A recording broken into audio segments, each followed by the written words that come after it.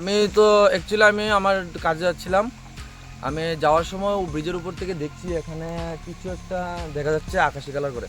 তারপর একটু ফোকাস করে দেখি একজন মানুষ মৃত পড়ে আছে। তা ওখান থেকে দূরে এদিকে আসি, এসে দেখি ট্রেনের কাটা। তারপর সামনে এসে দেখি একটা পানি মাথা পুরো ছিটকে গিয়েছে আর ও মিডল সেন্টারে পড়ে আছে।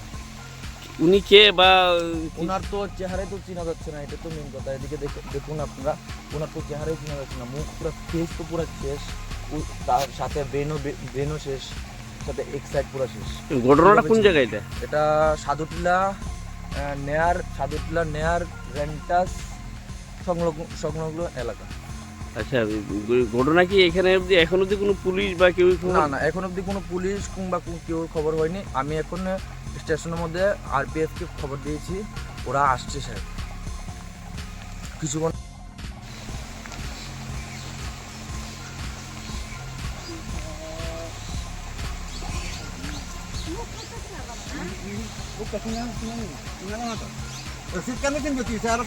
তো লাগছে স্যার মার্ডার হবে না, সুসাইড হবে, না হলে স্যার কাজে যাচ্ছিল, জাস্ট পিছনে বাড়ি গিয়ে শেষ কাটা পড়েছে লাগছে এতে।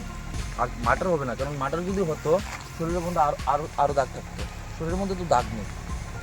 যদি মার্ডার হতো ধরাধরের কোনো নিশান থাকতো শরীরের মধ্যে না, কিন্তু পাওয়ার মধ্যে আছে এখান থেকে এখানে হেসড়ে গিয়েছে।